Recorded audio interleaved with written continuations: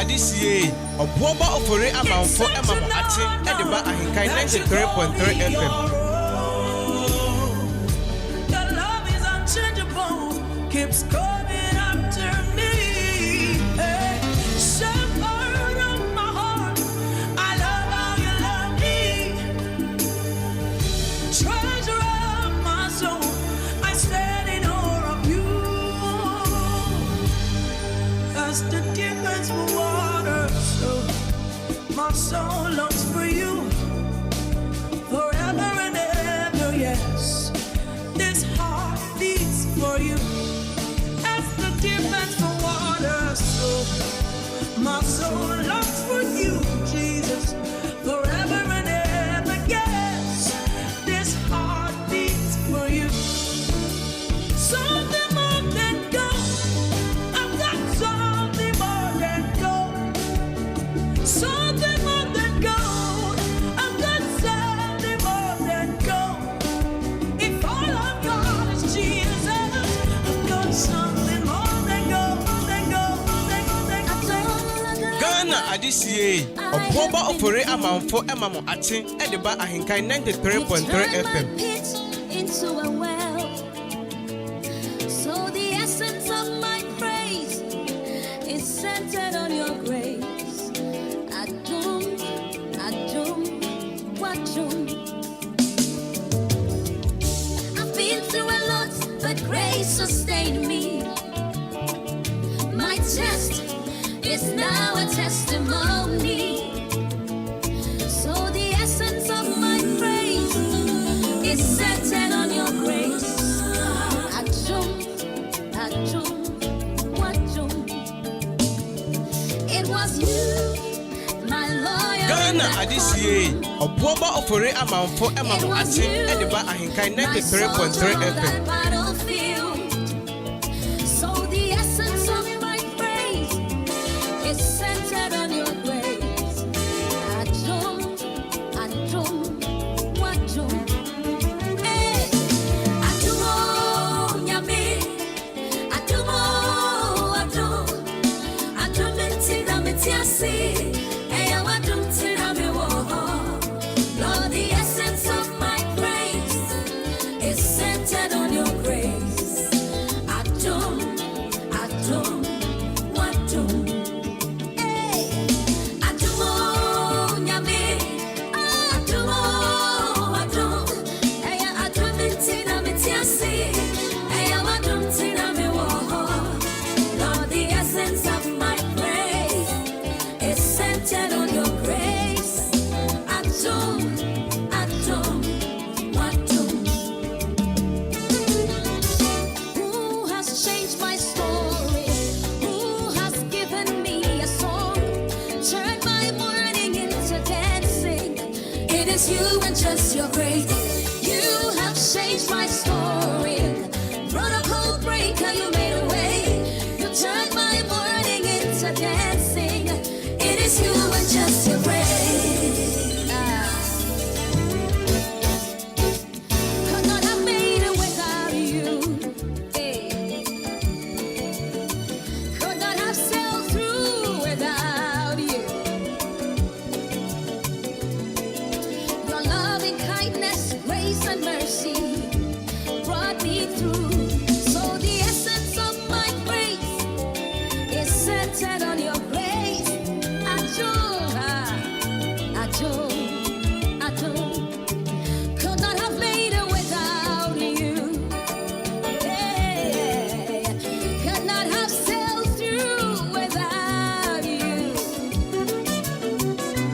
Papa, your loving kindness and grace and mercies brought me through. So the essence of my praise is all centered on your grace. Adum. Hey, Adum.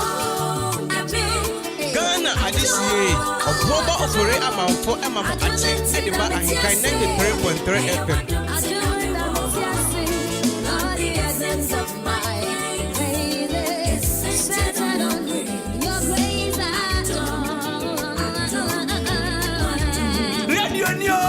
Radio, Papa,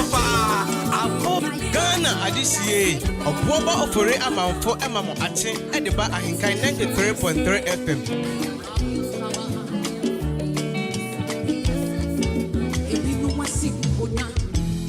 Watch your front seat, walk the share, events unfolding, a big casa, a big in fact, report our proud, what else? And so running man, sent training is some higher, in way true. Ma won't say, yes, a running man, sent training is some higher, in way true.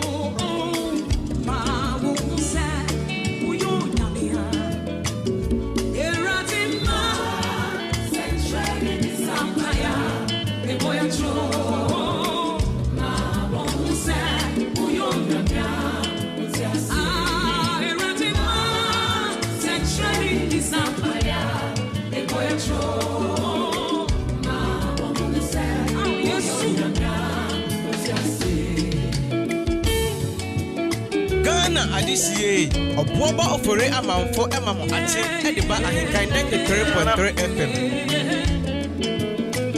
Oh, give thanks to the God Almighty. We thank Him for the gift of life this morning. Oh Lord our God, your people have gathered once again. We have gathered today as living beings. We are giving thanks and praise to your greatness. We praise your mighty works to the whole world. We praise you for your wonderful deeds. Your power is limitless.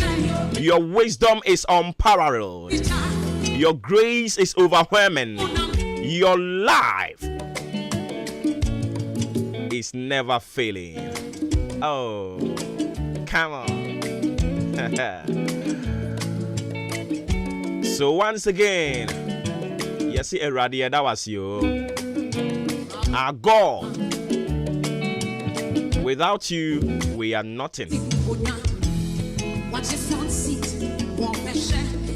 We are back on your radio to say thank you, to give you all the thanks and praise your holy name for the greatest things that you continue to do and those that you have done already in our lives.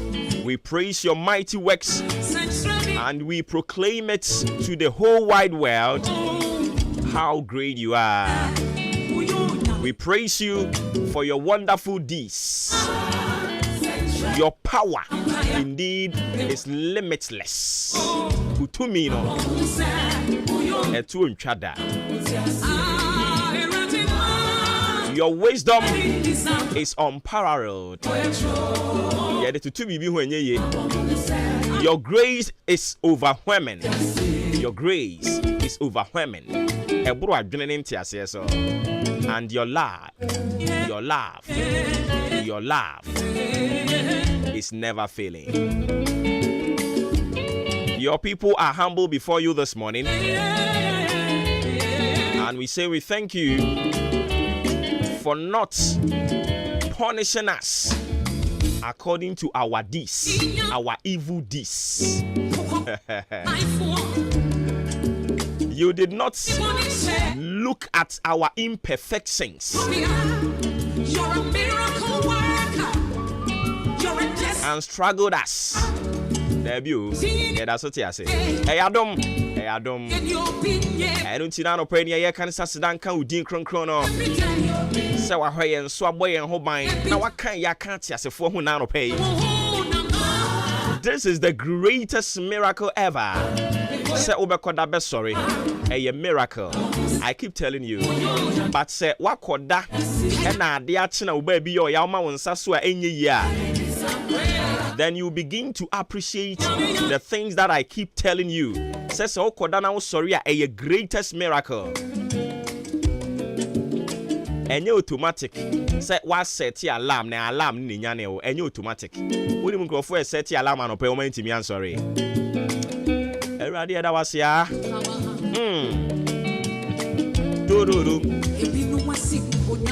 Waje front seats. Obehe. Events are folding.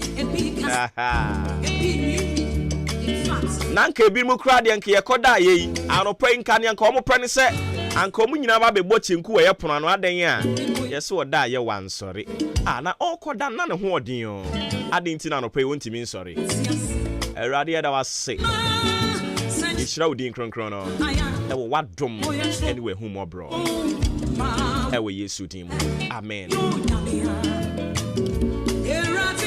Today happens to be the 25th day of August 2022. We are bringing you the Thursday edition of your most authoritative socio-political and current affairs talk show, Maakye, on your family favorite radio station, AHENKAN933 FM.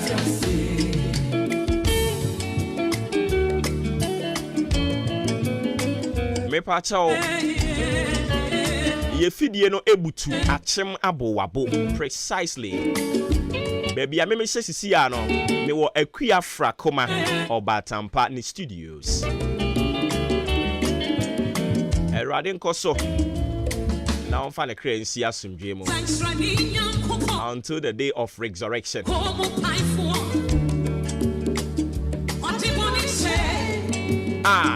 Ye gwale kobia. You are the miracle worker. You are the destiny changer. Udini ayebide. Enti yeni obinye bida. Yeni obinye bida. Yeni obinye bida. Irade meslewe. Eni baya eboye chu. Erade na no pe wo mai wo anim yesrew se hunu ye mobo wa mai kwan na ode awura ene dai mu no ye wo gidie se wo ne papa e de mai erade de sefa tayen nia eba ye nsem a ebe mai ya defo nia eba ye nsem ebe mai ani age eno na yesre se mane mra ye nsem tie ye mpai boy ne mansenkyereni ni akire ewo wo Yesu Kristo udini mo emusuo esan amane mi hu yanka erade yemfri ni nyina mu yemfri musuo mu yemfri amane mu na mansenkyereni eni engachi ewo wo Yesu Kristo udini mo amen. Ghana adisie Obuoba Ofori Amanfo emamo ate ediba AHENKAN933FM FM.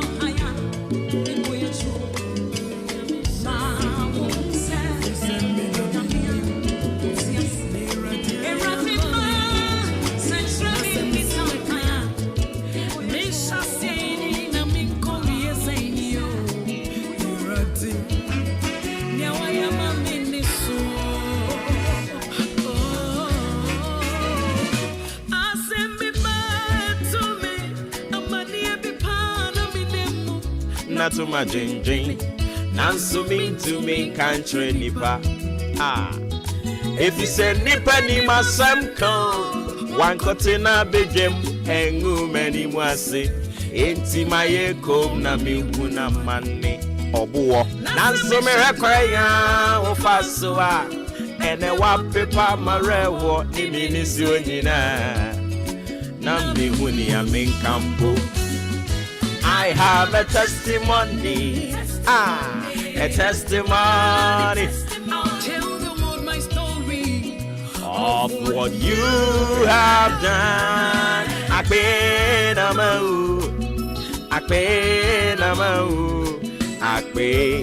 madana ma.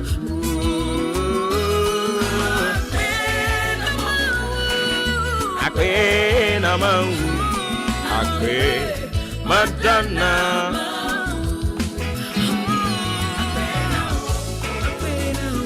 Apena wolo Apena wo Apena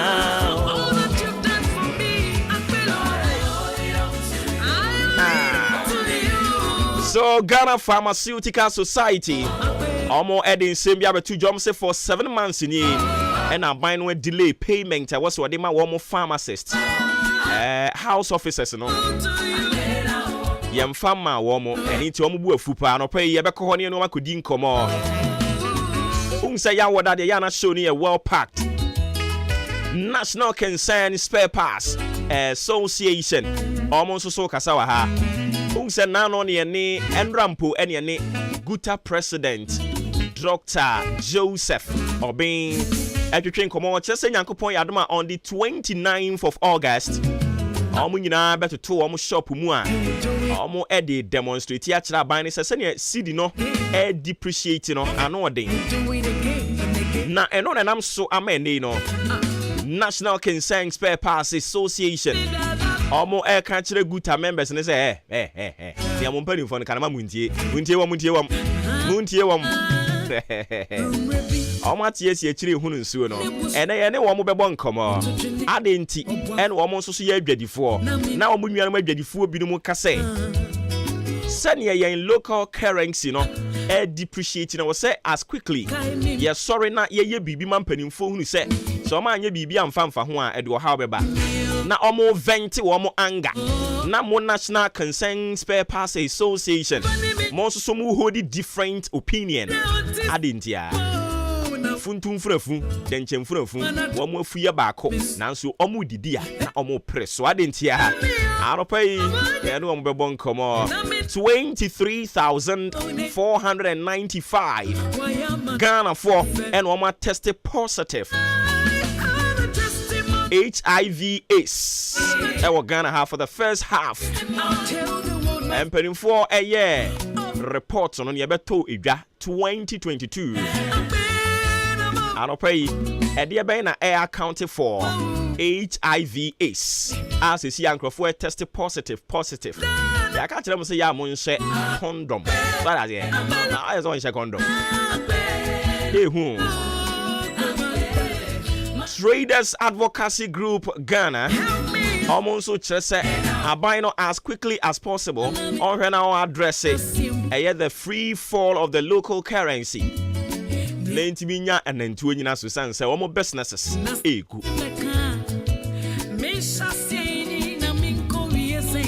Global Media Foundation omo do manwa to health sector challenges here koso no omo saban yesi di osunsunani nanso ye di jawa ne ye di asoa wonti aban omo de tu anim se mo hwekwan mefa so omo be mayen quality health care na ensanya accessible enfama Ghana fo nyina afi ye wi awayek ye be ko akɔhwɛ akɔdi nkomo na ye ne colleges of education a teacher fo nkabumu kuo no wo mo so abɔ nkomo o mama ultimatum e dia fa wo mo conditions of service ho Android yes ye ne YEA empany for be bon nkomo me ankasa me nua be ma na dabio munya appointment na mo nka nkyere obia ya me nua Emmanuel Kwasi Afriye say omububo wudi no kram say hwan no Andra me wurewure mu asa me nua ne ama appointment hu enti ono na oye corporate affairs director Edema Youth Employment Agency ever na ye na bon komo onim say senior high school graduates no say you see a recruit you am call chips compounds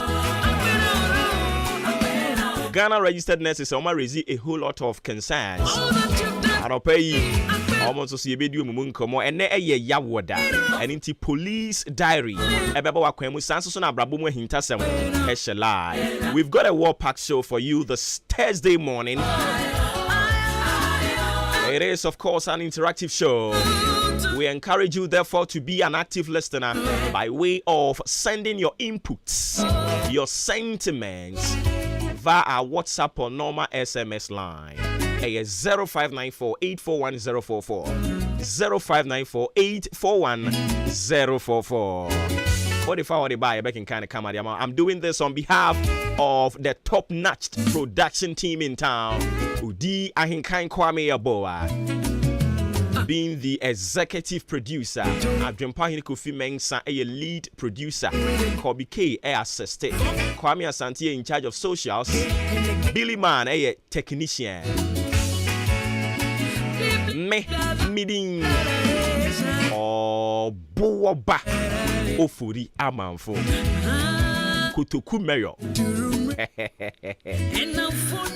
Nana kesi anopai me ma wo ache. Na yesterday netie program ni din. Oto to Obuoba Park no so waso be she. That is it. Shaba. Ghana adisiye Obuoba Ofori Amanfo emamu ate edeba AHENKAN933FM. Although they want to send me po na where they are true. Amana dum na so me sonne. Munyamio. Amina nyami asio no nyami ayebi. Waya mana ye me fe dodo. Yeah, wa bonkele voice cry ye to anwom. Na wa won voice kama. Also won to nwom wa sorry dem. Na emum o prade a wo do voice ne beto nwom. Won hwehwe animu kakra kase ka na asa asi akire ho no. Ko to nwom no wa sorry dem. Anti adwo na no pa bi ma wa che. Megidi se bibia bako de. Anti adwo wa chem odan Roman. Enti yebetwam ho no mo atwam hwim ne ekọ achem achiase maame adwoa comfort enso so achem achiase maame anopa bi mo achem gidi se bibia bako bra owusu enso so wotie wo achem tafo hey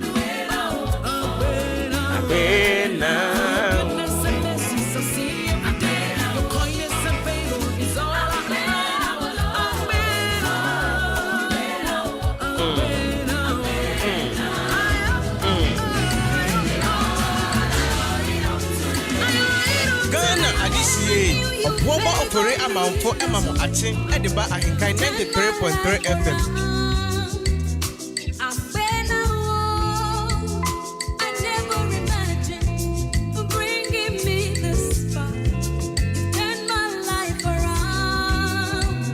Akwe now.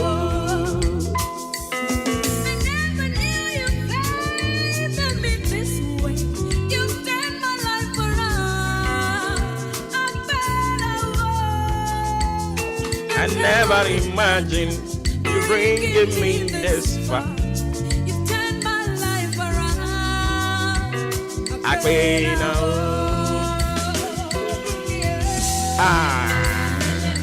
Maybe I'll tell me for you, my breast, and if you are ne ya wada.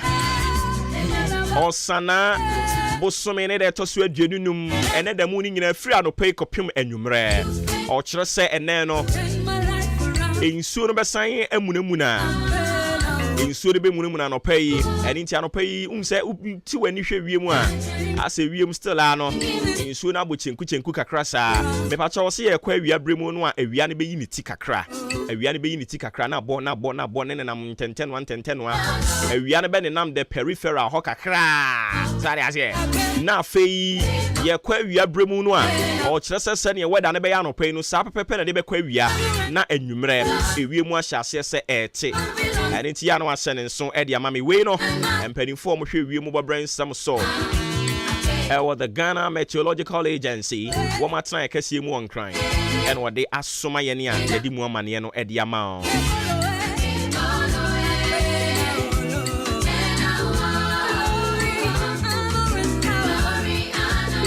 and I know Jordan me catch na say na watwe we mu nyina ne ye hwe and it said do not think evil against your fellow.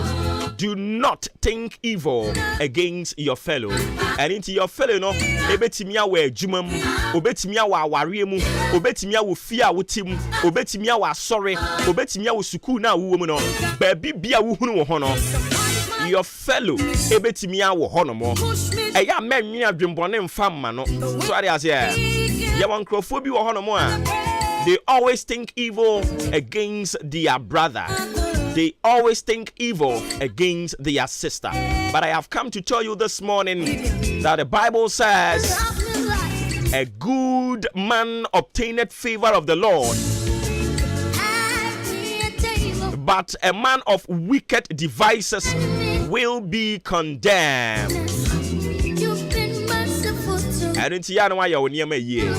Men wunua ho adwembone e ka won konanka wunua da bia na onam oyia wo mu eden na obenya firi mu nyame asem se me nka nkyerɛ wo se onipa wo ye nipa papa no eya onya awurade nanim ani so na mom onipa wo ye busuefo se bible ka se obi ye busuani a na se niema oye no emfa kwan mu niema oye no contradict the teachings and the principles of God. Now, woe betides anyone who tries to contradict the teachings and the principles of God. Woe betides you. Musuo mo sa nipa no. Wo sa nipa no. Ene na no pay Bible say, wo ye obusie eni. Me pa cho me ma Bible en describe o. Me ma Nyankopon en ka se wo ye busie ni. Aden a wo dwene wo nua ho adwembone. Anya wanti nkaka na wotimu no nyame na dom a wato no. Ankaka ne mfa ne nhwe ho. Anya wanti no o kyerɛ sɛ nka fie no kura nka emungu ne so anya wani nti wo se ni business no nka jantom anya wani nti wo se AHENKAN FM anim ngu ase anya wani nti wo se nka ne ye bɔne nyinaa ɛnto no wo se nipa na awurade sɛ me nka nkyerɛ wo sɛ woyɛ busieni na obebu fo obebu ɛfo ɛna yɛ sɛ toa so na yakenkan the book of Proverbs, the chapter 12, we are reading the verse 3. Bringing me this far, turn my life around. I've been I never knew you favored me this way. You turned my life. And until kind Proverbs chapter 12, the verse 3, and pay Bible say, a man shall not be established by wickedness. A man shall not be established by wickedness. And into evil na always shidiama wuniano. A busu samona always shidiama wuniano. Sadia noa. Ebeba also. And yadia ubetintim.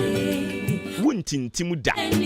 A man shall not be established by wickedness, but the root of the righteous shall not be moved. A man shall not be established by wickedness, but the root of the righteous shall not be moved. We are radiasem. Osina onipa remfa abonefo sem so intim. Na atenenefo inhini rimpusu we eye urade asem a no pe o se me nka nkyerɛ wo ɛne nti dia meka kosie nyina ne sɛ onipa bɔnefo ne ho ntɔ no da wo ye nipa bɔnefo de bia wo dwena adwembɔne de ma wo nua a wo ho ntɔ wo da kurodo so santwede enkrosa sa anyade ni nyina de bia wo be experience bi because onwini wo nua ho adwen papa na Bible say onipa wo ye busieni no onipa wo ye obonefo no onipa wo di abonefo sem no sa nipa ne nyade obetintim eni ti sa wo dwene wo nua ho adwenbone a me ka mo ate ase pain sa nyade abekɔ wani mu da onko wani mu eni nipa nyina ntena somdwem sane na no Apostle Paul ka kyerɛ yɛn no say live in peace with everyone.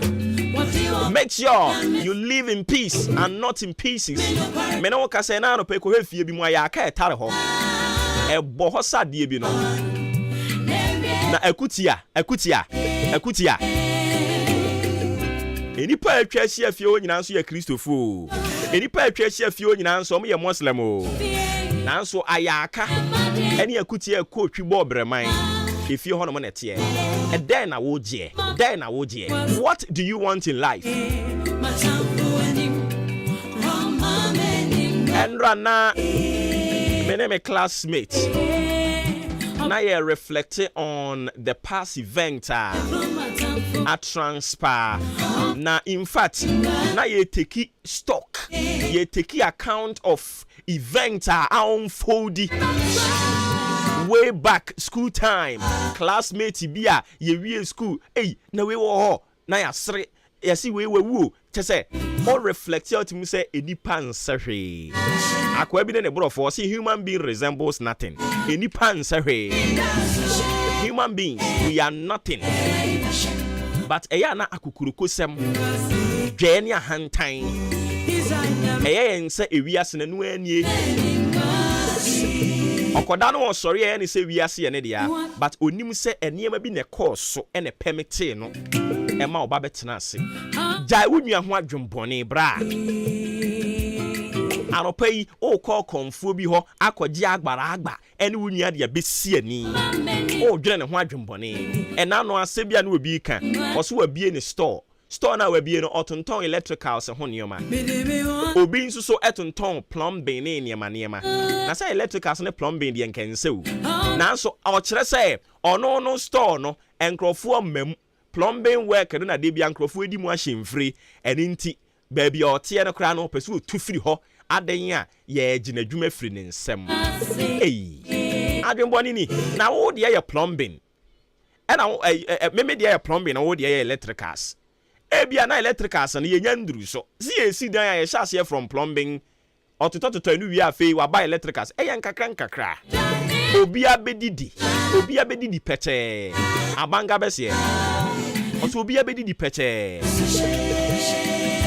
enti se obi de ne ye to ne ye nto wo de a wo de ne se bompaye na te ase se maka kire wo ha no mo da se awurade wo mmere ne nnade mo bia. Time and season happens to every man. Enti se wo brenso ya ye nya nibre wo brenso ye na obi braso a join the fellow and celebrate with the fellow. But we don't sit somewhere and devise evil wickedness against sanipano. O sanipano nyankopon asem se men kan kire opin say a man shall not be established by wickedness. Enya dia sa adwembone no a wo de mam he no awurade be ma wo wahunu ade ye da nim se ma miema no anka kra no a eno anka sa be ko ama me be ma remfi se bible se onipa etwa de waguo. You reap what you sow. You harvest what you sow. Enti ya no ate ase de ama me eni nipa nyina ntena sundwe mu eni pa nyina ntimi mpewa sem but ye wafamu de sanso na enwo se nipa nyina tan wo ye wafamu de adumu rankoso anom mwaye no nka yen ho na humobro nya kase mfa mayen na ena wa ma ate ase se sa onipa a wono no oyo bonefo ontintim ondi yie onkonanim sansa ni nwie konanim na ye ne ya se wunye ko anim na se ye wo ya e wo se wo di show tirim se nya de a won so ade a ye frɛ ne se anim kɔ progress ubehunu bi da dabi. We rise together. Me philosophy bi a me denam me say we rise by lifting others. Enti se ebi ene no eya wadwene say you have gotten somewhere and inti yento dwom mfra you don't want to help anybody. The table can turn. Maybe you think you are the one in charge, but the table can turn. No situation is permanent. But bebe mua, I just say radical home. I do ranko so anya kese mfa maye. Je nyankopon no be nyankopon. Nkronkron nyankopon. Anko so ankan ho na wono momoaye. Na te ase ma me say, nia ye kekan nyina no. Wo adwuma wo asede ai wo se wo ye. Se wo koso na wo ye wa famu dia. Te ase ma me say, je nyankopon, obe nyankopon, ene ho nkronkron nyankopon. Ongu animu aseda. Yere so sere so seden oya dumura obejewo ewe Yesu Kristo dinemo amino. Ghana adisiye Obuoba Ofori Amanfo emam aten edeba AHENKAN933FM. Yeah, this pause and it was so the amamo omu wi aye besana ba na abrante no way.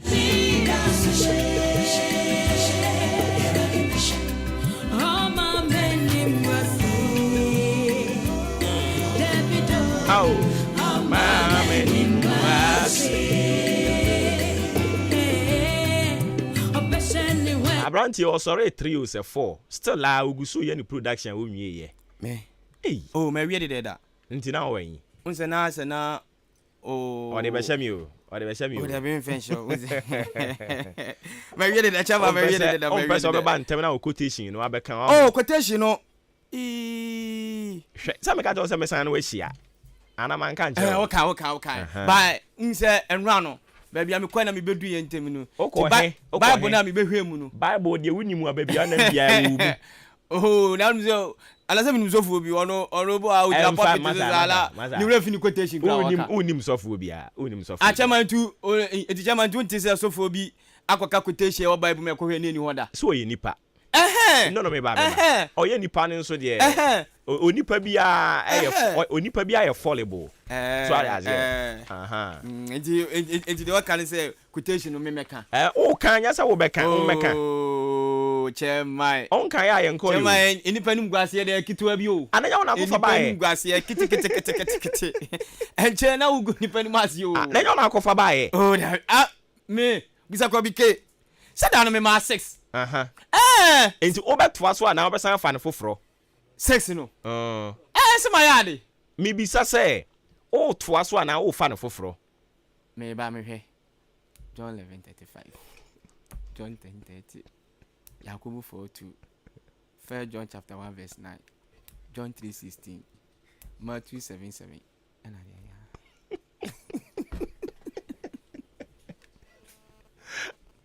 Edi waka 6. Fa 4 ne to aso ne enko. Chama, say that no me kan eno anu no. Say so. That be 10. O kan 6. The quotation move. 6. 6. Sir. Intaka 4. Na de efan na o say na we say auto pon ma lesu afo no say quotation away eno ka ho why does auto pon ma lesu afo yes auto pon ma lesu afo no sa so auto pon o say no oyi ni ma ye no auto pon no obubu mu say munyini we ni ho na ma area no keka bubu mu basa ara wonti quotation ni da dabi I say otopon any man is here for no wo share me so wo share and minti da say yesu friend is here for no and otopon dem am and obubu ne honam no asimu nyini we ni me honam a wo share me so wo share on te da o minti da boss na ba kuna enu so Paul dabi so no ko Paul adane so dabi Paul dabi so nyabotre so nyabotre so ana Paul so obedane be ye Paul no sa quotation no baby no say oko Damascus and okohia obi okwam can story and dabi o Bible mu any Bible mu me say can story and dabi me kan Bible no me quotation no aya kan me o baby sa quotation. This is the moment we're waiting for. Ladies and gentlemen, it's sports time. Abrante for yeko why? Oh, na chama me nyaade. Fire cobra. Eti be ba me ye ni agese nsu wani. Me say fire cobra. O be kan story, one ka quotation. Quotation. Say John 3:16 wo ho. John 10:30 wo ho. It's still I won't hear say ho. John Onipa be ko gua sa o. Na so ye den. John 11:35. Yesu sun. Ni nyina wa ke Canada. Sir. Na John chapter 8 verse 32. E de na wo ho. I say you will know the truth and the truth shall set you free. Kind of me here. Kind of me here. Some kind quotation be. I say then you will know the truth. Quotation. John 8 verse 32. I say you will know the truth and the truth shall set you free. My bo mo tune e wo say o my sport. There be o dey can me person o can. Any pebe ko wu na so. There be person o can ma me na me hwa de. Say nya no de ni matie for be sere me. John 8 verse 32. O say John there 8 verse 32. Hey, come here. Ka kwa mi Bible. Na say o tutu loto sa dia go. Enya loto. Ade minim. John 8 verse 32. Chairman, no. Is there any sports now to us ready anybody? Some are bad, yana myself, yes, so yes. To the person kind of meshadi. Okay. 80. Hey, what's it, John? 8 verse 32. And come me can Matthew. Oh, there be. Send it to my son. Because a tear fruity, no one who's a meaning Bible. Now I shed out my shed. Nine. Babu de minimo. Sha. Minim babu mu pa na o sa gro na yetifia edi. Babu. Minim babu mu pa metimi amaw. Metimi o the quotation in your. Oh, okay. Me wa. I say, and ye shall know the truth. Yes. And the truth shall make you free. So.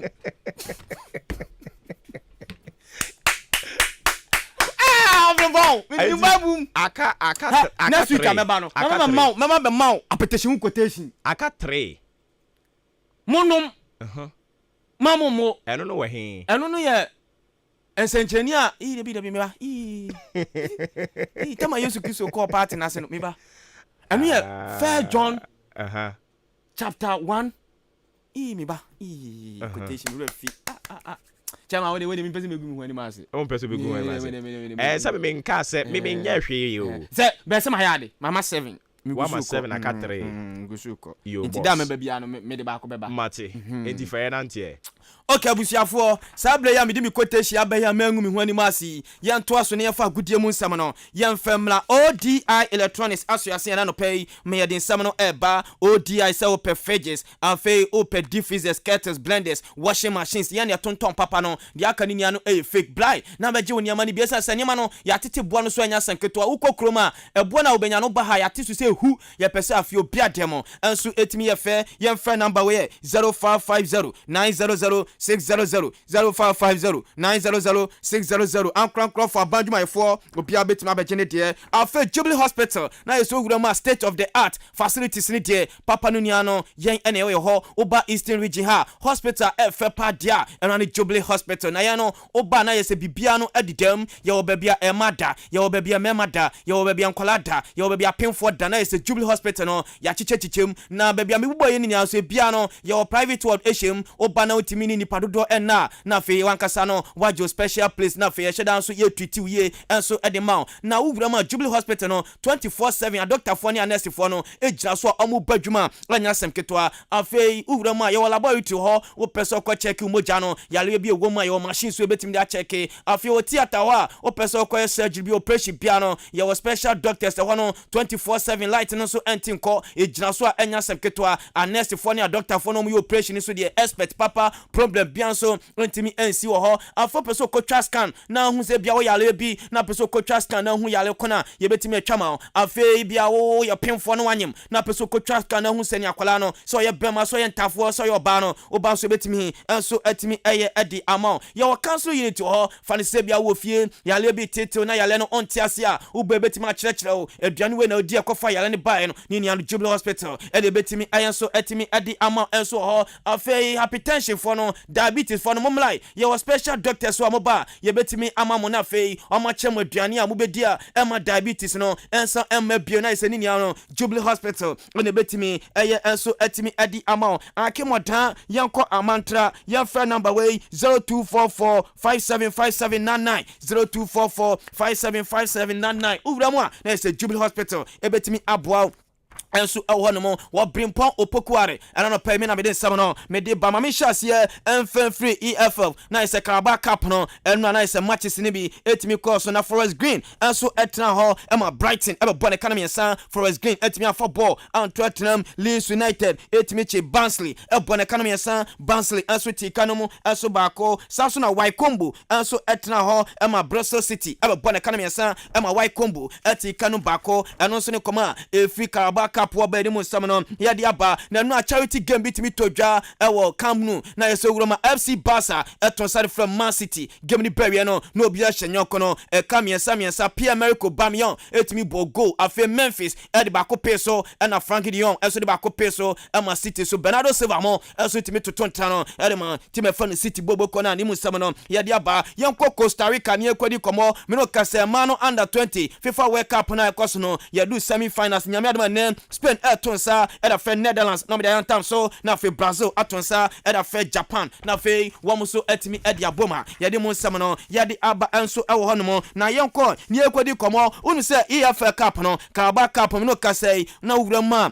third round no na fixtures no etimi ababonten na big games no ɛna no pay me boso ɛdema unim say Manchester City omo betonsa ɛda Aston Villa no ɛde abom na Liverpool ɛbetonsa ɛda Derby County no me da yanstam so Overhampton Wanderers ɛbetonsa ɛda Leeds United no ɛde abom afi Arsenal the Gunners ɛtonsa ɛda Brighton na afi omo de abom na big game no ɛba so Manchester City ɛtonsa ɛda Chelsea na afi omo da yantam so na afi Nottingham Forest ɛtonsa ɛda Today is to do no mo dia bom Tottenham Hotspur no na fe Birmingham of Atonsa whether fe toughest Everton no mo dia tan so enti me no ka say Carabao Cup no third round no Man City versus Chelsea, Arsenal versus Brighton, Liverpool versus Derby County ya kamu nsam no yetimi edi achiro kakra yenko Istanbul na yekodi komo ene na UEFA Champions League no na chese na draw no eba so na uwura manya samketwa na me no ka say Istanbul aye dedede na mpanifo no so letimi akodu Alazara Safin me no ka so attach it down ewo Istanbul ono ye UEFA boss afa papa fa Don Carlo Ancelotti openia na so Real Madrid coach no wono so etimi akodu Mr Florentino Perez Madrid president wono so etimi akodu Tom Boehly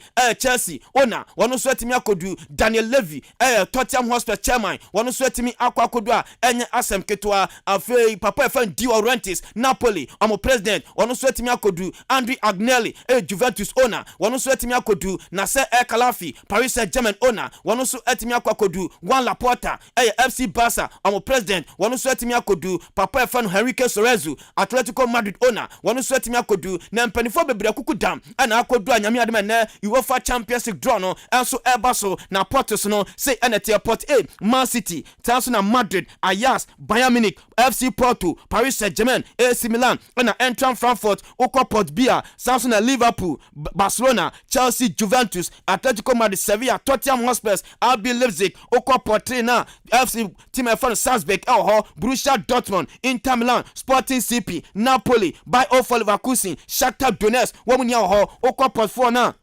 Senate Olympic Marseille Club Brugge Celtic Benfica Maccabi Haifa Victoria Plzen woman yanso akwakodu anyame adem ne ene de draw no enso ehhehye so na fe ye hu groups no se ne ma betimi akọ na nyame adem a was night no enso eba so UEFA ebobo players biaba so Karim Mustafa Benzema wono no beji best player no me no kase papa no enche Belande ewo take abonten so afe Vinicius Junior young player no obeji ediesi na beti so afe Thibaut Courtois enso betimi age best goalkeeper ediesi na beti so Don Florentino apane ya fanu Don Carlo Ancelotti ebeji best coach and so players am igbo munia no esia kan edema Madrid boboko no afemu wi a UEFA so be you am 11 players on money ba no esani de me kan sell abranti a ye fa Thibaut Courtois wan hwa ni dim betimi abam Trent Alexander-Arnold ni dim betimi abam Andy Robertson ni dim betimi abam David Alaba oni abranti fa Virgil van Dijk e betimi agire kire ho afo ben free a Casemiro ni dim betimi aba afi abranti fa Kevin De Bruyne ni dim betimi aba na Luka Modric wono so beba afo kwa nim ho Mo Salah ni din betimi aba Karim Mustafa Benzema ni din betimi aba na Vinicius Junior ni din betimi aba tena UEFA no am best 11 no na me di mo nsam no me di atudwa ekakra enso ho yankwa ne ekodi komo awa brantie fa no Harry Bay former Manchester United player me no ka say enra Olympic Marseille enso timi on veli abrantie na alone na brantie fa Harry Bay awo free Ivory Coast so kan Edman Manchester no okwa akobolo ade matima ya fa no Marseille boboko na ya di mo nsam no ya di aba enso ho me no ka say Anthony at the transfer request at the Akotom at the man Ajax so no on to asu ensia kan enfema Ajax na dia metete see Ajax and Manchester United also timi reach agreement 94 million euros and two teams no ajatuma me no kasa ya abrate fa Anthony kwano waguram ewo Ingana wono so eguso pedan me no kasa chede no also betimi ya confirmation ya di mo sam no ya di aba Real Madrid me no kasa na 6 players free Spain also timi aguram ewo Istanbul no makoya sa was no wo so betimi agigibia yɛde mu nsɛm no yɛde aba na me no ka sɛ Saudi Arabia for enso etimi abede sɛ me no ka sɛ Tyson Fury ɛne abrante fan Olazada Ishek bout no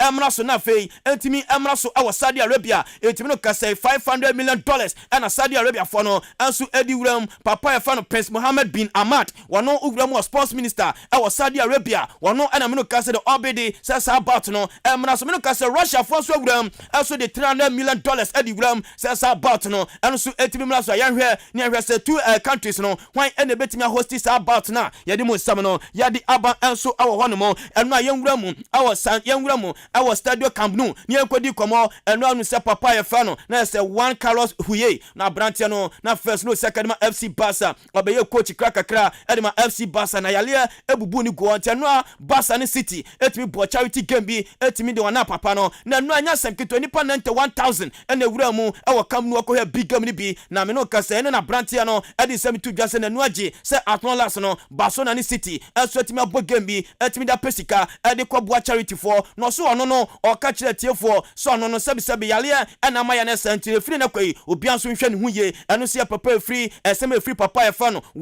papa yɛ fa no Juan Carlos Huye wɔno FC Barca former coach no ɛna ɔde sansɛm no ɛde ato dwa de mu sɛm no yɛde aba yɛ mmerɛ fie ne yɛmɛti fie nsɛm nkɔmɔ na afei yɛnkɔ yɛnhyɛ aseɛ free J6 onim sɛ ɛkɔ so na groups no na yɛ mmienu na no group A na sɛ match baako timi to dwa ɛwɔ the nation Wembley Accra Sports Stadium no House of Folk ɛtena hɔ ɛma brekum Chelsea ɛbɛbɔ no ɛka no nan ɛma House ɛtumi afɔ ball anto ɛtram nyame adom ɛnɛ Great Olympics ɛto nsa ɛda frɛ Bechem United na ɔmde ayantam so wowura mu ɛwɔ Chebi Astro Turf no so a ɛnya asɛm ketewa Division 1 League Super Cup no ɛnso ɛkɔ so na ndura na yɛsɛ wowura mu semi-finals no sɛ ɛnɛteɛ Liberty Professional ɛtumi kye nsuatraman ɛbɔ ne ka no baako a nsuatraman ɛtumi afɔ ball anto ɛtram saa so na Uguramu na ise Liberty etimi che Samates ebone kan bako Samates etimi afọ ball antwatem insuatraman eton sa de fe Tamale City obi afọ ball antwatem ekọ penalties no insuatraman etimi che Tamale City ebone kan nan Tamale City ati kanu miensa nyame adoma na ise finance no eba so awo Chebi Astro Turf no so asete Liberty Professional versus insuatraman and this a big game no kwahyehyɛ so now J6 no me no ka se semi finals no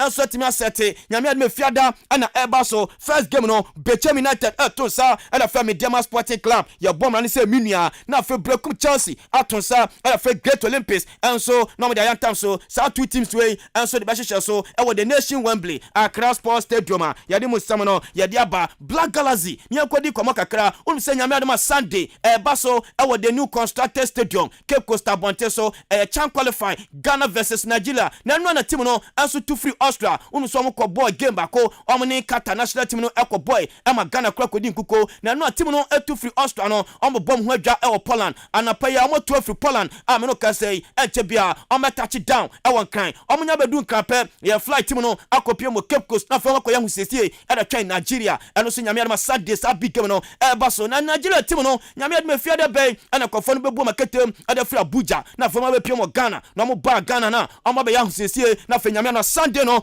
big game no ɛso timi aba so ɛwɔ the new constructed stadium Cape Coast Abonte so yɛde mu sam no yɛde aba yɛkɔ Sudan Kumasi Asante Kotoko team no me no ka sɛ preseason part 2 no ɛhɔ na ɛkɔ so papa ɛfa no Sedu Zabu ɔne nkɔ Asante Kotoko players no ɛnya sam ketoa ɛda no Tuesday no Ahila Fuachi Asante Kotoko ɛbɔ kan no Kotoko antimi ate no a full scale training ɛna ɛkɔ so anɔpa ya me ba no na shake ups no ɛso ɛkɔ so nyame adoma 5 PM Ghana time Kotoko bewuram ɛwɔ na yɛ stadium ho nyame adoma kyena big game ne ba so no akɔyɛ final training na Richmond Lantern no eno bu na ketedi free Ghana me no kasa Branton so atimi touch down ɛwɔ Sudan wakɔ journey Asante Kotoko nyame odom ɔkyena Asante Kotoko ɛsane Ahila ɛde bɛhyehyɛ so this time around there Kotoko na ebu home na fe Sunday no amabɔ Simba na fe mo bɔ maketem abepie mo Ghana pɛ omni Rivers United obu free Nigeria ɛde another friendly match ɛbɛhyehyɛ so asane nyame odom a on the 9th September Kotoko ɛne FC Kadiogo obu free Burkina Faso ɛde CAF Champions League no ɛde ahyehyɛ so a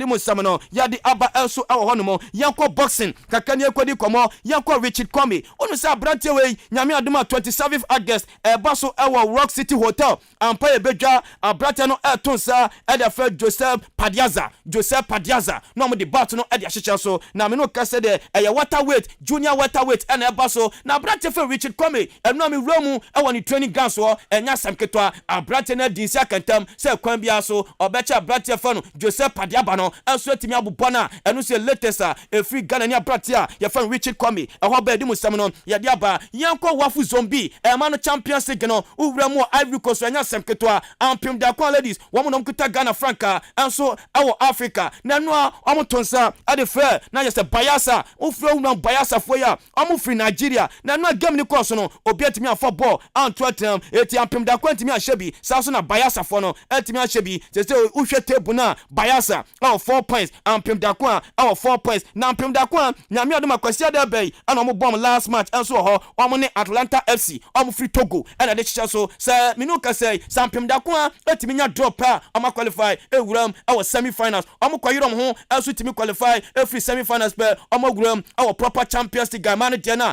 ɛno nso yɛ ɛhɔ nkɔma efiri ɔbɛ di mu sam no yɛde aba okay house of play way wofo kwabena minu kasa abrante na wuram wɔ Egypt abrante ɛfra no wofo kwabena no akwasan ɛde ama na ɛsɛ Petrojet ɛwɔ hɔ ete sɛ wofo kwabena former house of player no ɔno nso wuram ɛwɔ Petrojet a yɛde mu sam no yɛde aba CFR Cluj wuram wɔ Romania Ghana ni abrante ɛfra no Abdul Wahab minu kasa 5 years ɔma san abrante ɛfra no Abdul Wahab a yɛde mu sam no yɛde aba mame fasida no ɛmfa ma bisenyame na ɛsɛ bisenyame power investment ɔmo so yɛ sen ebia wo sika bi de fie ɔmfa nya hwe na pɛsɛ de kɔ investment a fa kɔto bisenyame na sɛ na bosomire so a obetuma nya 7% ɛde ka usika ho eti bisenyame power investment de ɛhɔ ɛno bia de sika kɔto na ɔde akɔ investment esase hɔ no nyame so papa ni mu papa no ɔnya basabasa usika nso de kɔto na bosomire kɔ yi a problem bia no ɛno so etimi ma uwura mu ɔ ye mem chess office na uwura mu ɔ kaso market a ye bɔ hɔ yankɔ community 9 yaje wa bɔ so yankɔ agron so do tezako obeba no na ye office bako ɛwɔ hɔ yamfrɛ 0557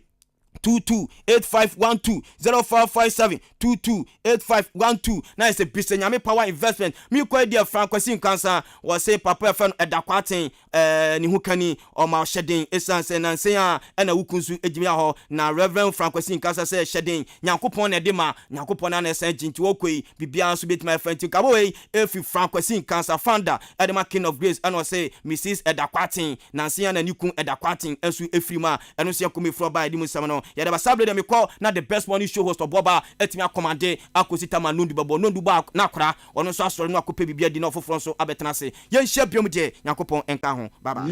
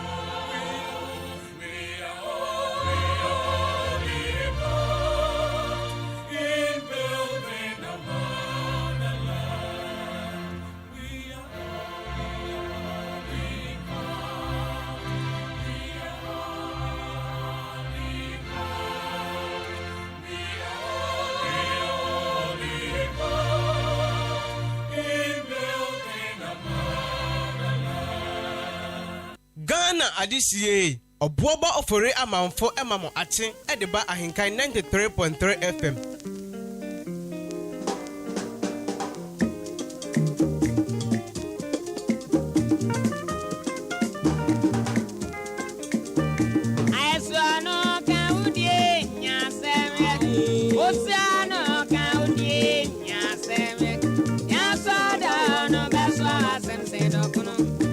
Because he does, I'm a beer to you, and in theory, he may be the best.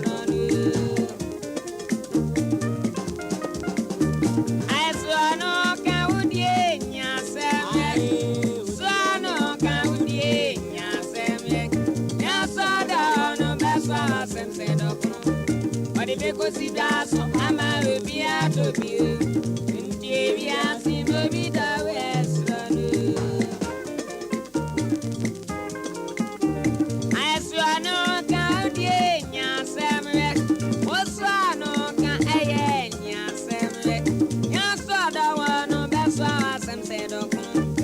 Because he does, I'm a be out of you, and in TV, I see movie the West. So, Psalm 28 minutes into 7 a.m. live on AHENKAN933.3 FM. Maakye any Jumediano Edin. You call into the world of sports. And you coco fan, you coso ho at the Ebre war. Odanya dopano, so dopane can see the soro. As one there for me, what could you know? And in Tiana Many, and I will be meeting, and only penny say, no back room. Don't see no can, yes, Obuoba,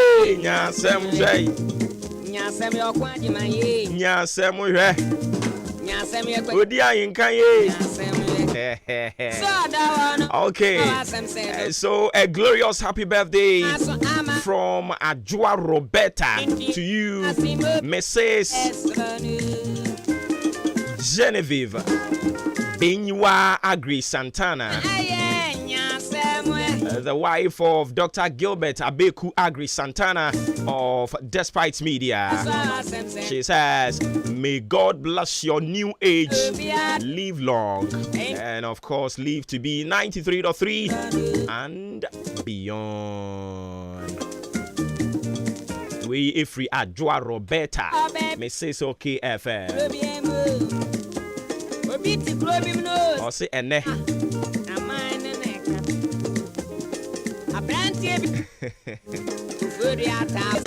Dr. Amami Ajua Roberta, Mrs. OKFM. That's what we shine, Mami.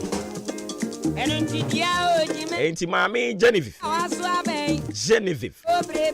Benywa Agri Santana. Ene. Ajua Roberta said, happy birthday. Nyasem Ajua Roberta nyasem shei. Nyasem apuze nyasem she.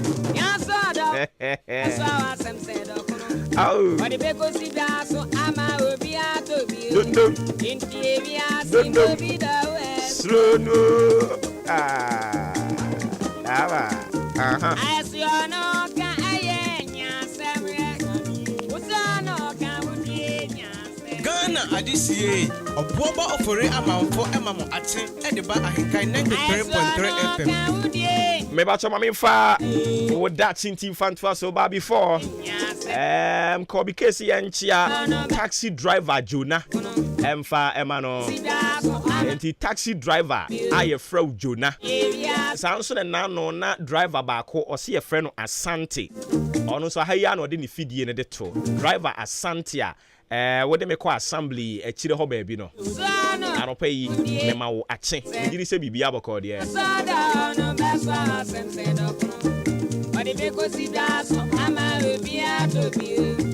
Hey na MP3 ho. MP3 ho pa. I said why you mu.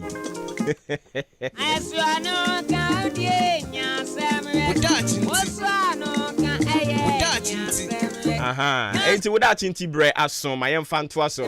Na afi yemfa de aka nyina mfa ma o. Eda so. Se ochina bi na table ne dane. Na ye de hye wo nsa. Wo hwa animu se me mfa asumdwie ne wontena na. Se me kwesi Frankie nya se me. Nya so da wono be so awasem. Ya mi bisa wo no. Odi be kwesi da so ama obi atobi. Obi aboni tirim sesa de atie bia odi ni nwia beto fam. Asiano ka aye nya semwe. Usano ka udi nya se. Wabo wutirim se ne atie bia wo begu yonko animu ase. Enti wonam ensam ne ewom ni ne enim wo de fra e na wutwitwa me nanti e wo ho twen wo media minim ne se dan yara people fall out with others for so many reasons, but me no mienu yen fall out no reasons ne nkonko ba se wutwitwa me nanti. Oh yeah, the Obroni friend said bickering, hatred, jealousy, pressure. And in someone enim. Epacho say oh you be a bickering. Eyo de. Hatred, jealousy.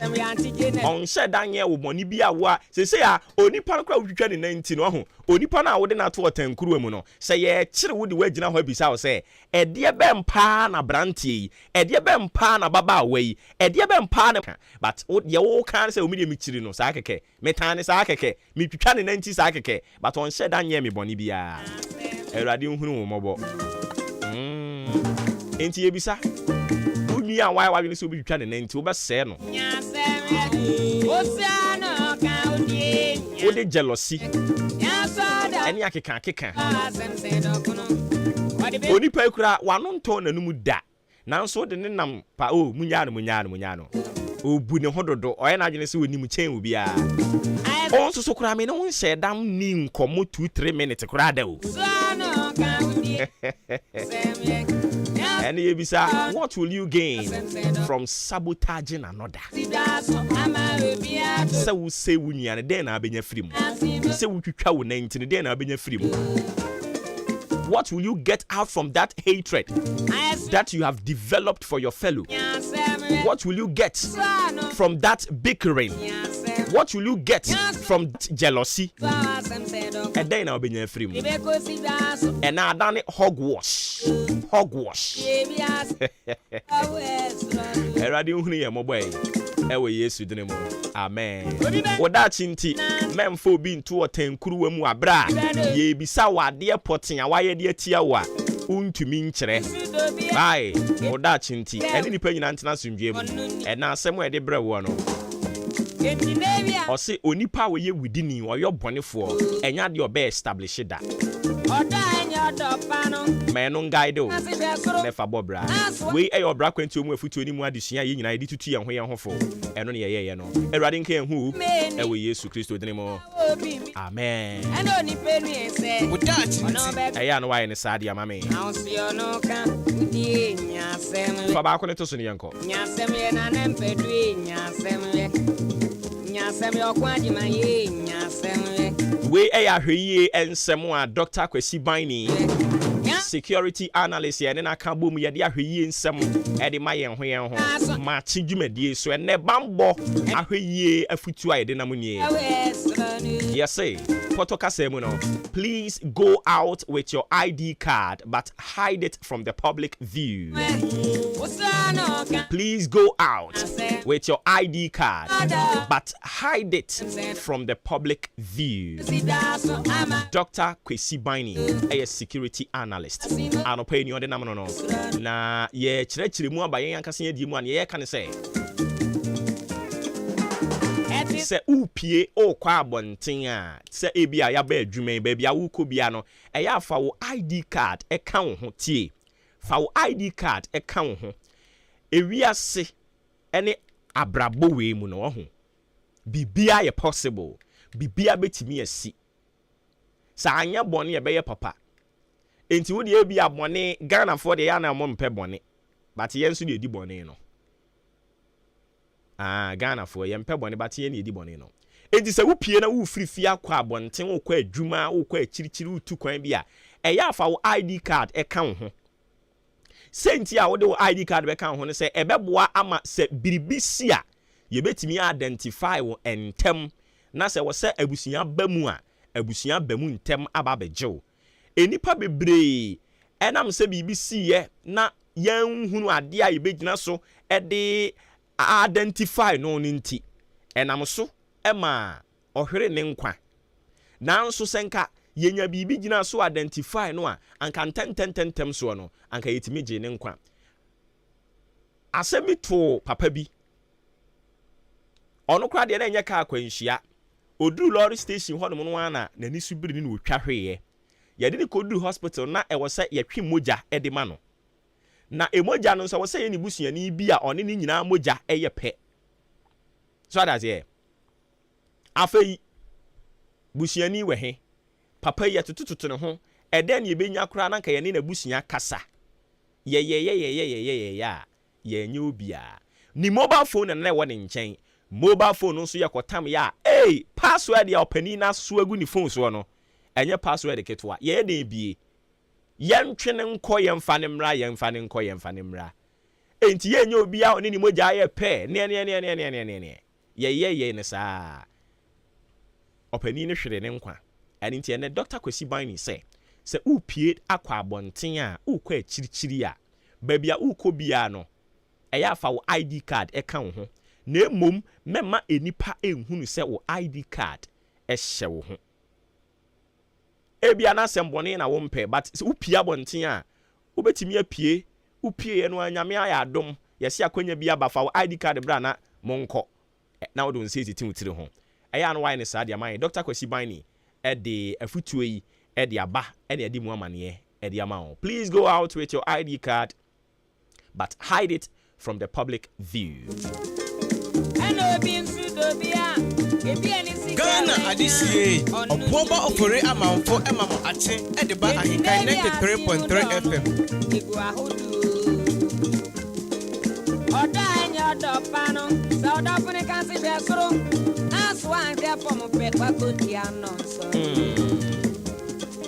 eno ntiane me nue ena wo bibidi eno ni pe nue se ono be guru na si ono kan udie nyansem hwei ye Obuoba Ofori nyansem hwe yo odi ahinkan ye nyansem hwe anti adwe nyansem hwe nyaso da wono beso awasem se dokunu odi beko sida so ama obi atobi yenti ewi asimobi da wesudu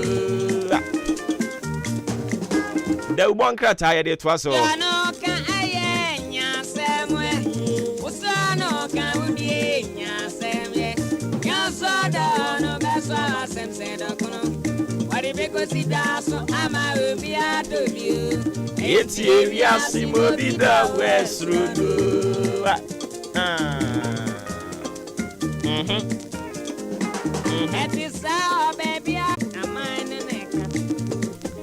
na omampani akufado se yenka nkyere omatwe omuti se omo ba bepe mampani adi no ose yenka nkyere mu nyina ade ase mi hu papa yi phone nani mi se level don't change ba se o se ayi ni enimu no bia kwaku yenko na akire yadi nkomo okay anapana nso abapon minute aduana 9744 adechimama yamama chimama kwa abadeba AHENKAN933 FM de bonkra tawdo abadwa so naposo enya de babesuma no payi dem de hyase de anko de bokrata de aba na ode onumnyamfo Emmanuel eje anhwere oyem na shebdwani ma omanfo wo atwema wambienja south ewa santimantemu ene suame abetompeso so na shebdwani onumnyamfo se eche mensa bozumfo niaba na de eka fo onumnyamfo eje anhwere ho ne se ono zo ko ne peso so na emaburu na tentam brantan enua ne de ekeka ho ata papa mamrika otuye no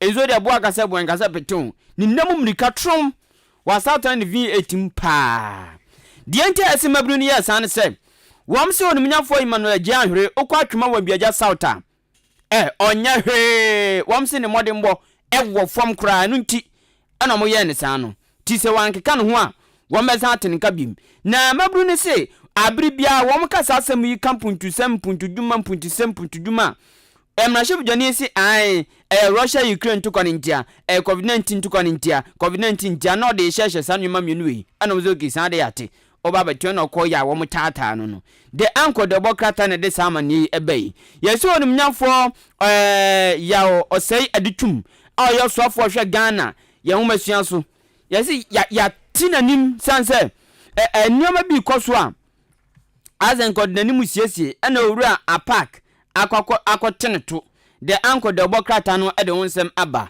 Minerals Commission yesi wo mani abrepa ate ekukudam bambofo memama egunsu awdo tituni river ofin ene ankobra se wo hwe enkotu galamse ase ehonsem krati ediabe de opani bi mfoni atoanum si a ya mfa ne din ambatown naposo ose aban no enye sakraye ewo gold mining contract ni mu onye sakraye wum the anko anopai eni ye di daily guide the bokrata no ena eto so diama wo na his excellence Nana Dankwa Akufo-Addo yesese wakọ commission compost plant ewo damango ya ehonsam da ha no motafa na ase hanom wanso ya cho ne kakraka se any DC stages political coup in Ashanti na krata yese won pese wo change na ne se si obi anim sa santimantamu any PP for stronghold ai MPP for one more office kakraka eno no enti yakwa batu obi aso a wo mu nim se wie be asante bantem de wo mu kura ne bafu yento ase beto aba na wie no na asante bantem wa take over na abusuan yase NDC fo no so asia kiro se NDC fo na asia kire ya wo mu register asante bantem MPP fo ni bi Wamu register ma kwa NDC anya asam ke 20 we yase amanyosem ku ankasa ana ekoso ensi akire hin ni ahemanfo NDC woma tiasi mu asante bantam a wonom ayiro mo ho register nkofo register MPP fo womo so mfa boganya so a omi MPP fo nti di amamwe ikwentu ombego so a MPP fo hwe ya NDC fo mintimbrim yaba enti womo guso a register ya no so honsam eda hana mo akratai ede aba na yabaka ya nansei small boy nsem bia yetete ye any special prosecutor urakisi ajaben na one papa bi anya eye Colonel Damwa retired woni ni nya yesense papa yi oya customs for boss pa na yes special prosecutor den sembi for no kratai edi abase sensei en sama hudro mo kekan ya afa Colonel Damwa retired hu anyina da a paska en samna paska wajinsem se pu kratai edi aba ya wo bomu amane na encha no mo so Dr. Alhaji Mahmoud Bamia aya Ghana man pani abedi akire ni mfoni da ha washa ne space na ninu akire wiem ohwe na asamu aka se wodi bibia ba ya corruption kata sha proyedrum kankan ho sika enyungu ni nyina da se enyungu enkofo botomu biem se sika benyu wo Ghana se corruption dabi si adwuma na si October 1st de na ya de hye bi agu akwan mu a chese corruption etuo ba betwa ya krata so ede ho nsep aba Daily guide ene anapen. The daily statement the bokrata enam de to asoma. No odumnyafo Simon osai mensa asantumantem ni na soafo. Opanyini ahye ni coat kama aboneta ahye ni hwina white. Asmo kan say nyame adom agenda wanwo no ye ayalsabia kese a bibia wombi no. NPP aban no asantumantem bon ma. Nyame adom mo saka mako dumiensa eno so omguso a womusi ewa santimantemu ehun the daily statement the bokrata no edi aba yese aba no amma sukusu no enwoma awdo wo betumi edi asiesi wo amomo atititu ni wo nuane de keka ho na ma ahunidie edi hene ewo sukusu awdo mu the daily statement ene boss amane wi daily statement say abo amane say omampani na ye Damango recycling compost plant wakwako bia no amomotwa mfoni e de abatan aba no peya wobomu amane the daily statement and the daily searchlight and ya de to so ade ama na wobi ebusa question wa ha occupy Ghana for no mu busa attorney general say ye attorney public officers bill no wa fa he owe he etu obabusa no kosan ya kratai so ade aba na sania kusika ya no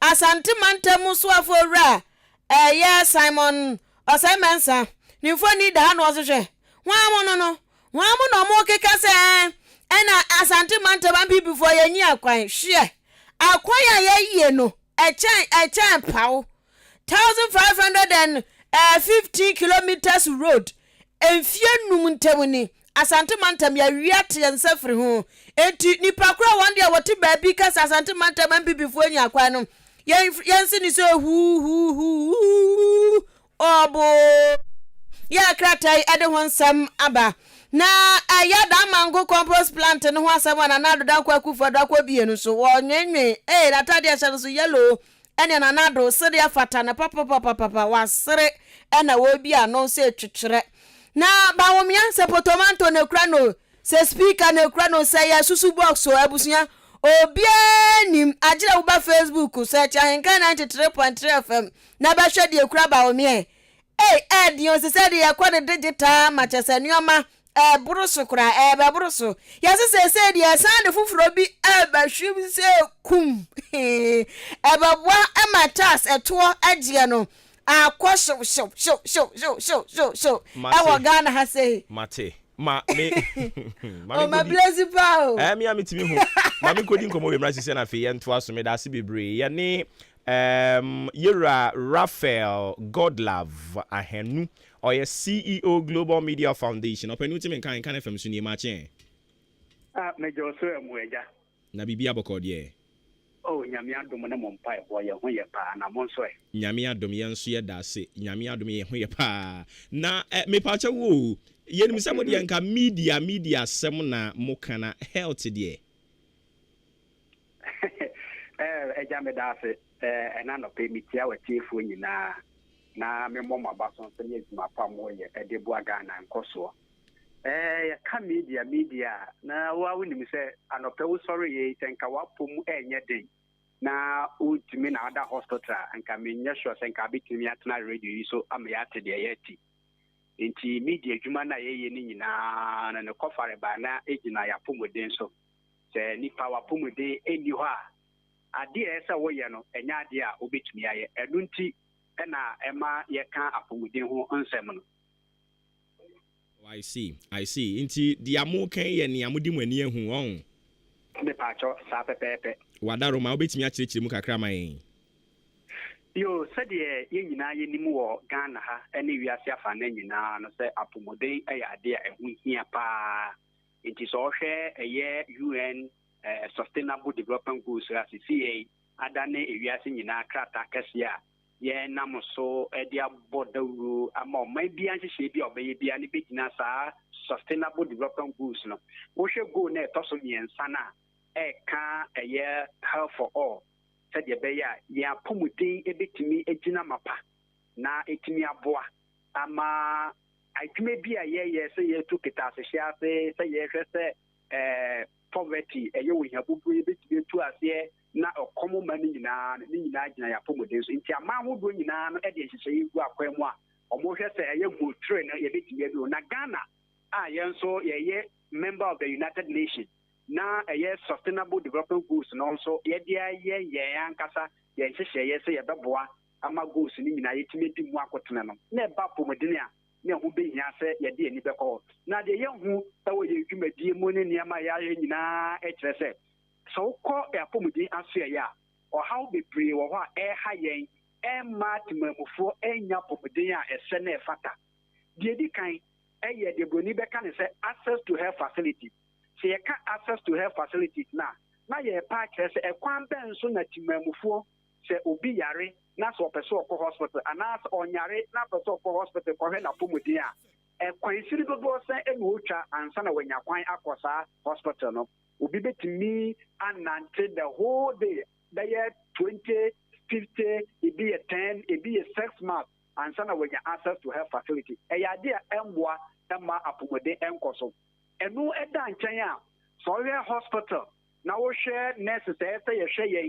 Now we share doctors say a share, doctor to patient ratio. Now share Ghana a idea assistant park as here. In prayer make us all document me health facility to be over. Doctor cry, a trained doctor, our very high phone, Ibino. Inti ayo how can see Emma or man. A quamban so ye befa ye bit yabwa. The better should be no a year, one more a doctor for the health of my poor years, you may know. A mudona any baby. It will be a year baby or year, Juma. And I'm so one young die or bedem on a baby or so three baby and a baby. Inti many hours now with me graduate. It's now your fault or why as a doctor Maya. Yes, Dr. Maye. Yes, Dr. Maye. It will be the core I are share and not pa. Obit me did the whole day or na Dr. Enya Maye. And non so a your hackers here. Now they didn't want to make a sear pan a year. A buying a con messica or cha edeco a year apumudi asia. Sorry, sika a bandico apumudi asia. A idea and swanny. And my yenya a candy and fine juma as a apumudi juma for enya edi juma. Oko hospitals I will never be brave and and cause hospital facilities in the area. Now so be no a bin in pa ayara for bedaso, a bin in Nura Yadibema Yara for a bin machines I hope I very rare from Puma and Sana Yamako, Sanya Menina, a binho, Nina necessika. I was a buying at the cop with the Asia, Emma Pumude, a year man, a binho, a Jacobasa, Taco for how can say. Edi abrejenia ye tima before na ye pe apumudia apumudeno enti we ni amanyina na ye hwe ye na ehu ye se ehu behia se ye dia no betumbi na de twa wo kra ne se wo be hu se ye sisi hospitals ahodo enkane aban a wo hye ase ACC ye na wo wie ye na ye tuni fra aban so na so mampeni na do dan kokufo ado ene na aban be duru so sa apumudi aya ye sisi nyina akeka wremu a eye Ghana sika and the ADC, I can't remember Timemufo at the baby Ajayashe, now see Nayena. I see. I think that our point now Obuoba Sunino are very clear, but a bit more so trauma gonna say I say yaban saying ye per blame games about be a ritual about be debia not ye complaining said ya air cosway ye bisase wo no adwenkyerɛ ana solution a ode baba beboa anything on this a year mo ankasa maye musovi amahu yi. Yeah, yansusu and say the kind no our say yes you see a young educator say your company I didn't know young company because what is governance? And if somebody is in leadership the responsibility Ghana or share your miracle or their mom and penny and in a pound for and they say omobeshe na eniama ehia timamufuo no yensa betimi aka health ya ye kan what so UN Declaration on Human Rights access to health nipa yen right. Now who will provide that right for you? Those we call duty bearers and other power holders aban edimu akotene oye number 1 emafanya many na fundamental right ya kan 1992 constitution chapter 5 I will share the human rights aspect na nina no ya sade yen saka enti ya ban no sade so de ma yen anya wo na me ba be bisa free ho enya me ma me no se me ko bisa free no because ye ge yan to ne ye ge tax yen fa mra me papa yen fa mra wo a wote ho no me mo ye de koma ban enti se ye pe bibia aban